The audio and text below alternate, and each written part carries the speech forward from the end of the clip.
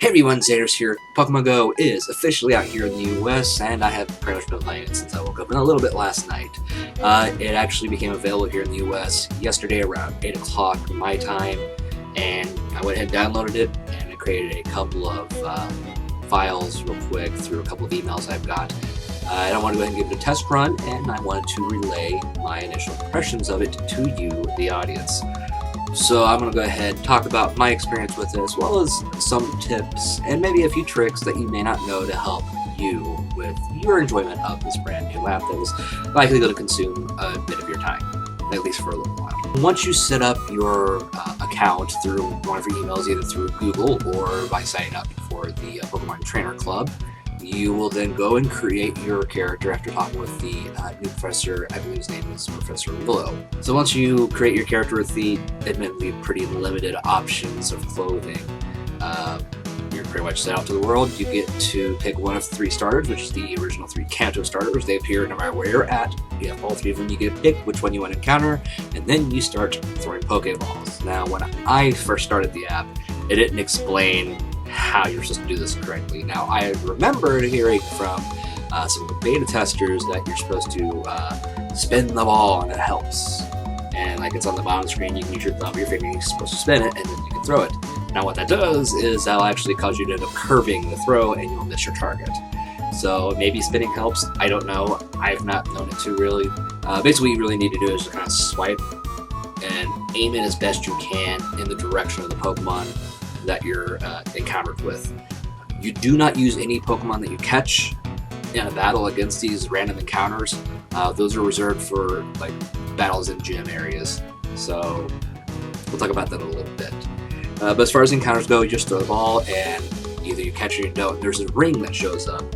You get a circle, like a white circle around where the Pokemon is, and then there's like a green circle within that gets smaller and smaller, and then it comes back and gets smaller and smaller.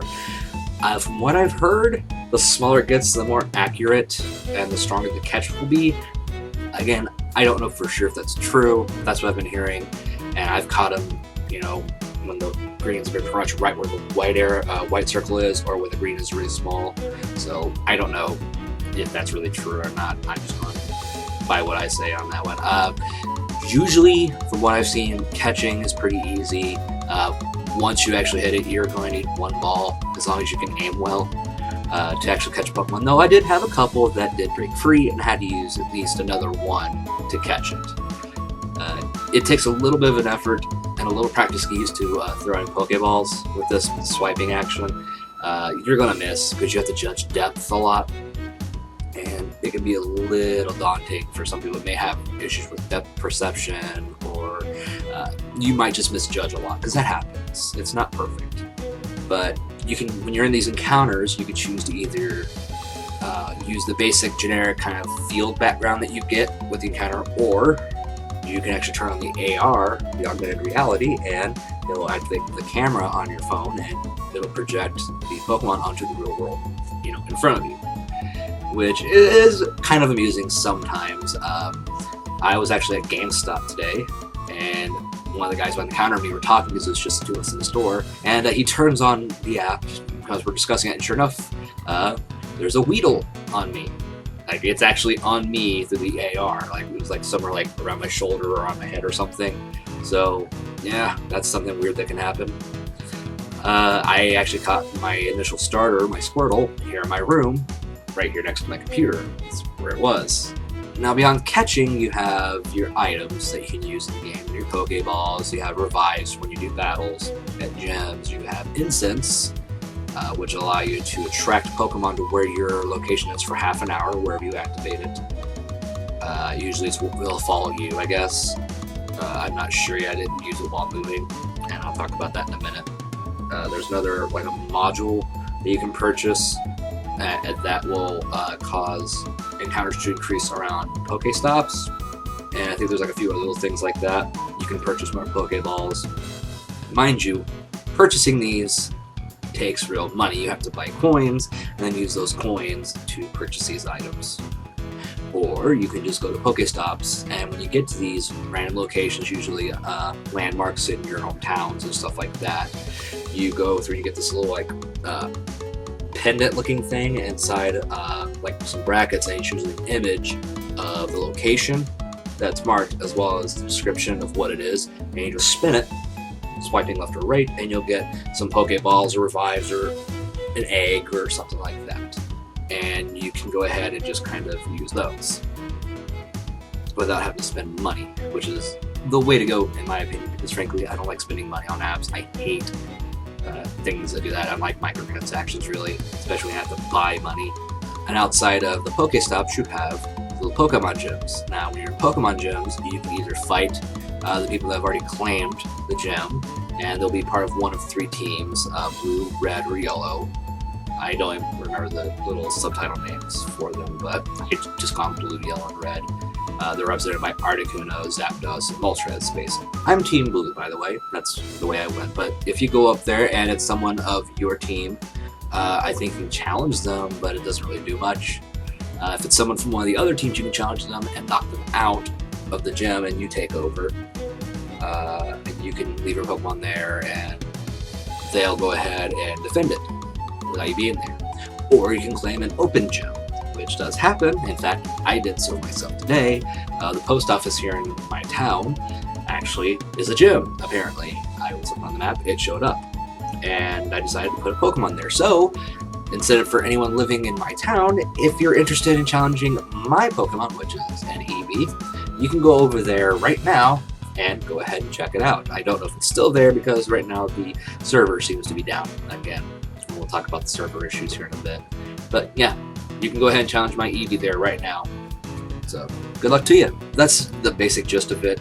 When it comes to Pokemon encounters, usually you have like a certain radius around where you're at. That's usually where the Pokemon will show up. And then you just, tap them when they show up on the screen and you go into the encounters. Now, what's interesting, for those that might be interested, is that yes, this does work in your car. You can be driving and you will encounter Pokemon while driving. Note, I do not encourage you to do this while driving. I did do it because I was testing it, because I was curious in what works and what doesn't, and if I could break the game. Well, yes, if you are actively driving, you can, in fact, catch Pokemon. They will show up. You can tap them as you drive by, and you can go ahead and catch them. You can also do Pokestops while driving. So they come up, you tap them when they show up on your screen, when they activate, and then you just flip them and you get items. Again, while driving. You can't do gems while driving because you have to actually stay within range for the battle to work, and battles aren't going to be too quick because that involves a bit of actual active playing, which I'll talk about the gym battles a little bit more here in a second, about the battle system. But when it comes to just the other stuff, the Pokestops and actual counters, yes, you can do this while driving. Now, again, do not actually do this while driving because it is distracting and you could end up wrecking and hurting people. So if you are the driver in the car, sorry, no Pokemon Go for you. However, if you are a passenger in the car, a child, if you were just playing the game, or you have friends that play the game, or if you want someone that's your friend playing it on your phone while you're driving to do it for you, that's fine. I don't see a problem with that because they do work, at least for now. I'm sure there might be some adjustment made later to stop that maybe. But as of right now, if you are in a car moving at, higher speeds, you can, if you're quick enough, catch Pokemon that encounter that randomly pop up and do Pokestops as you go by. Again, I reiterate, do not play Pokemon Go while actively driving a car. I do encourage you to do it as a passenger because frankly, you can get some pretty cool encounters and some really fun situations that happen if you have the AR on and you actually have to catch Pokemon in your car. In fact, I had the AR on some of the time while I was doing this, and apparently my car is infested with Weedles. So, there's that. Now, I said earlier that I had done 2 accounts. I did one as kind of a test account, and then one as my main one. Now, what I went and did today was with my main account to try things out. However, last night, I used my secondary account to try something with the incense. What I did was, I started it up. I picked a different starter just because I'm weird that way. So I picked a Charmander, and that was my starter. I then activated an instance while sitting right here in this chair where I'm at right now. And the instance lasts 30 minutes and it tracks Pokemon to where you're at. Within 30 minutes of just sitting in one spot, I caught, I think it was 5 or 6 different Pokemon. Well, not different, but 5 or 6 individual Pokemon. Rattata, or is it Rattata? I never get that right. I always say Rattata.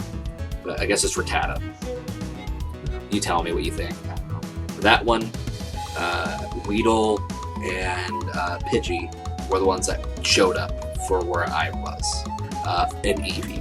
Those are the main four, and then I caught like a couple of doubles after that. So you could actually just sit and use the initial incense you get, and boom, there you go. You can at least get some Pokemon in your decks without actually having to leave your room or leave the spot you're in. So there's that. I don't know if that's a good thing or a bad thing. Again, incense cost, and you can buy them in bundles. So if you're really, really, really rich and have a lot of money, you just have burning a hole in your pocket, you can just sit around and do jack shit and catch the Pokemon without ever having to leave. At least until your money runs out, or until you're out of incense. I wouldn't recommend doing this too much, but if you don't want to get out, if it's a rainy day, you just incense and sit home. Do a couple of those. I think you get them every 5 levels you'll get an incense. I at least got one, I think it was, when I got to level 5. Funny enough, level 5 is when you're able to actually use Pokemon gyms. Until level 5, you can't even go in to look at them. You can just see them on the map and can't interact with them. But going back into the gyms for a second, when it comes to Pokemon battles, the way they work is when you have your screen up and you're at the gym, you'll have your group of Pokemon that you're going to be able to use in the battle, and then the one that's defending. And what you do is you tap your Pokemon for them to do their attacks. You can't pick which attack they do. You usually have 2 attacks. It's just, they'll do them at random when you tap it. Now, when the opponent attacks, you have to swipe left or right to dodge. It's not horribly responsive, in my opinion, and due to server issues, it doesn't always register. In fact, I tried to do a gym battle at one of the areas in my town, because there's several gyms not too far away from where I live. And it kind of stopped. Like, I don't know if I won or lost, since I had more HP, but I guess I lost, I don't know. But it kind of stopped registering, and it hit 0, and then I saw the loading symbol up in the top left side, and it did nothing. I sat there for like a minute or so, and it did nothing. So the servers need work. So I don't know how well the gym stuff works. I couldn't get it to work right. So yeah. As of right now, servers are down as far as I know, at least around where I'm at. I can't get back into my account at the moment. The servers have been up and down since the game released yesterday, over in Japan and Australia, and then eventually over here in the US.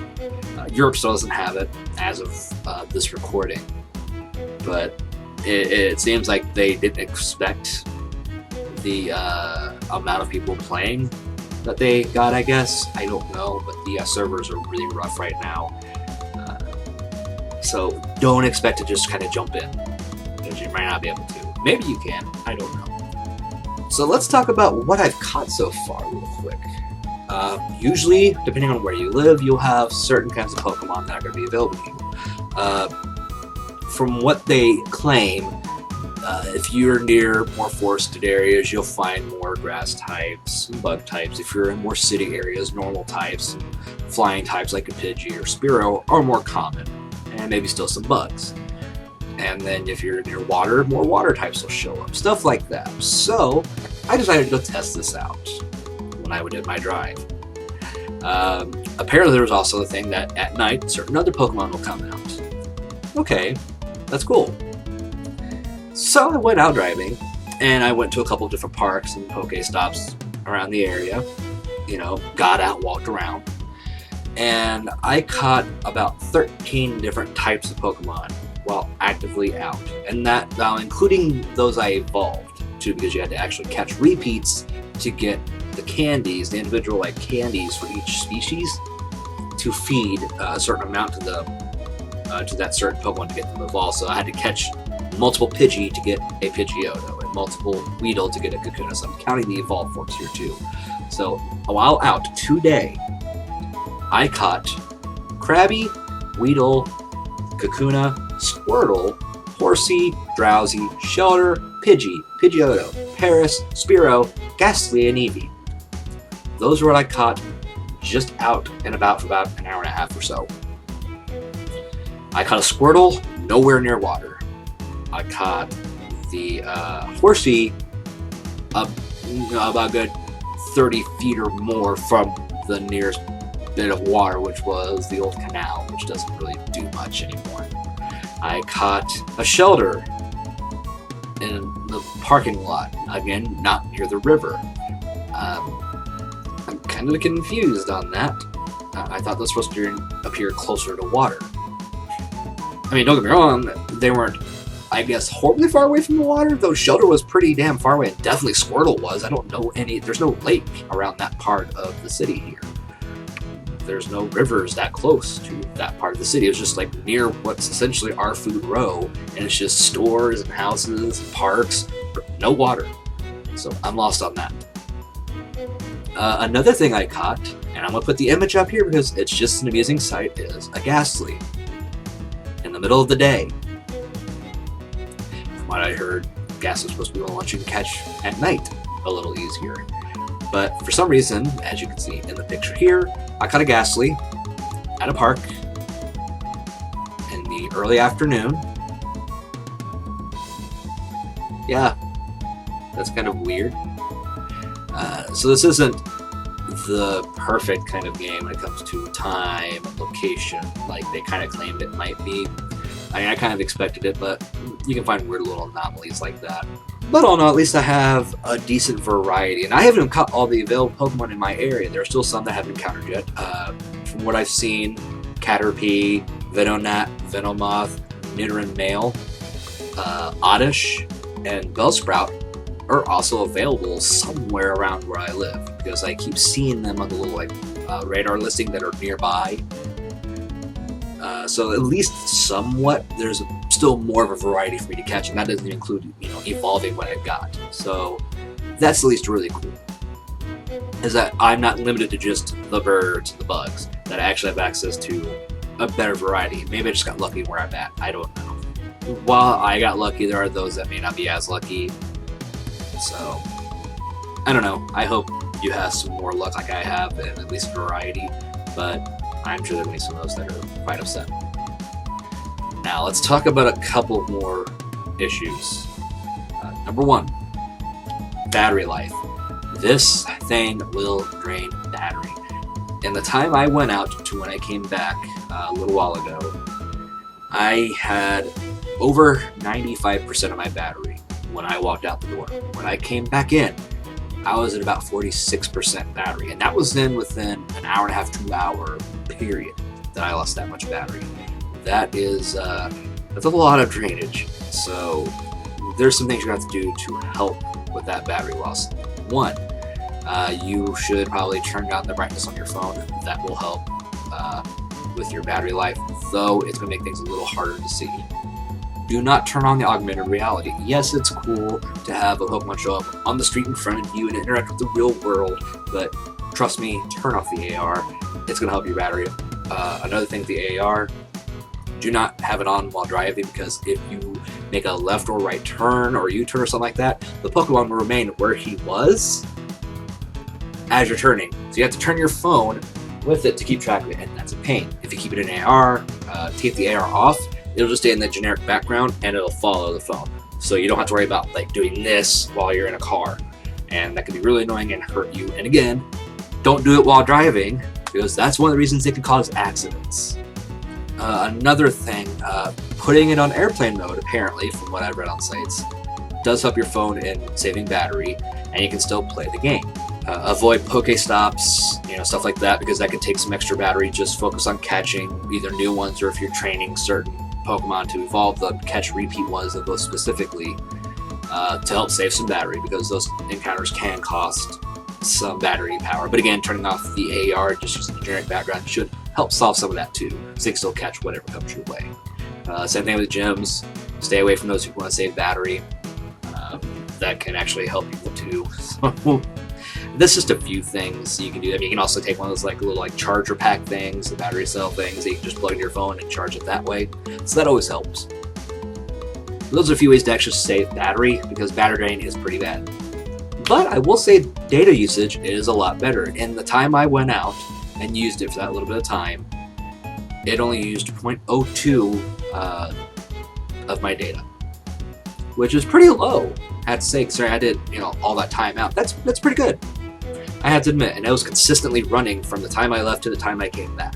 So 0.02, about 2 hours. The data usage is actually good for this game. It's really low, so you don't have to worry about that if you have a low amount of data. Unless you're unlimited, then well, the sky's the limit for you. So don't worry about your data too much, worry about your battery. Also, keep an eye out on the servers, as they can crash whenever, and it can be really annoying. One more thing, this is one of those apps that encourage you to walk. You will sometimes get eggs from Pokestops. You have incubators that you can purchase, or you have one that you get from the start of the game, and they have infinite uses. You put an egg in, and you have to walk. You walk about 5 kilometers, and it'll hatch. That's the way it works. You can't cheat it in the car. I was testing that out. It does count walking, so at least they know if you're going too fast, it will not count the counter in your favor. Now, I don't know if that works with bikes or not, so don't hold me to that one. At least with cars, I know it doesn't work. So you can't cheat that way. You have to actually walk around. So you can just do that around your house. You get eggs. Like I've got like 6 eggs. I just put in the incubator, walk around my house for hours, and I guess hatch them. You can technically do that. Although I wonder if you can actually like shake it. I don't know how that works. I'll have to test that later. Be careful about getting addicted and constantly checking it, because again, that can cause problems. Outside of battery loss, you might get distracted from doing things you should be doing, like crossing the street or just walking in general. You've got to be careful and be aware of your surroundings when playing this. Don't get so distracted and engulfed in it that you don't pay attention to what's going on around you, because frankly, you don't want to get hit by a car. All in all, it's an okay app. It needs a little more work. I noticed some little bit of graphical glitching on the map when I was playing. There were issues with again, like the battery drainage. I hope they can find a way to fix that. I think it's an interesting little game. I'm not a fan of the microtransactions personally, because you can't get any other items except by leveling up, and even then, that's not the easiest thing to do. I mean, you can by constantly catching Pokemon and doing battles, but catching only gets you about 100 experience after the initial new capture, which gets you about 600 to 700 experience. But after the initial catch of a new species, any repeats are only about 100 experience, and it can take 4,000 experience to do a full level, just from, I think, level 4 to 5, for instance. So you gotta kind of be careful with stuff like that as far as trying to level up. While you can do it, it's gonna be slow. So be ready for that. And I just don't like transactions like that in general game, where you have to pay for coins, just use the coins to get stuff. It's stupid. I should find a way to have a way to earn coins in game. And I don't know if you can or not at this point, but maybe you can in the future if they don't get a lot of money for it. But you know, there's gonna be idiots paying real money for fake money to buy fake items. But the game overall is fun. The models look great. In fact, they've dodged my throws. I thought that was really amusing. I went to catch a Weedle, I think it was, and I threw it, and the damn thing jumped up and my ball missed. I couldn't believe it. That was amazing. If they attack at you or taunt at you, they can knock your balls away. So that's something really cool. So it's a bit of an interactive thing with the actual models there. People are having ball, putting their random catches in front of weird items. It's like people throwing around like alcohol, or holding a gun up at it, or a rat-a-tat with a dead rat, which has made the rounds, and that was pretty amusing. People are going to be making memes of this all the time. Yeah, it's an okay app. It's free to download, so if you really do enjoy Pokemon and don't mind, going out for walks in parks or down around the streets, or even at your local Walmart if you're so inclined, because I can guarantee you'll probably find something in the store. But I wouldn't do any in-game purchases. That's just me. If you want to do it, by all means, but frankly, if you want to save money, don't do it. There will be the GoPro Plus Bluetooth item that comes out later this month. It's like a little clip and has a little LED light that you press for catching and stuff like that, and it'll let you know, and it'll like vibrate or something. And it's a Bluetooth device that you connect with the phone to use on the game, which can also drain your battery, so again, be warned. If that's something you want to get into, that's going to be about $30 or $35 when it releases later this month. But frankly, I'm not going to do it anytime soon, so just stick with what's on the phone for free. And you can have a pretty decent time, I think. Anyway, those are my thoughts on Pokemon Go. What are your thoughts on it? Go ahead and leave a comment down below, let me know. And don't forget to like and subscribe and share this video. And please join me for the next one. Remember, my name is Zandros, and while you're catching them all, please remember, stay awesome. Till next time.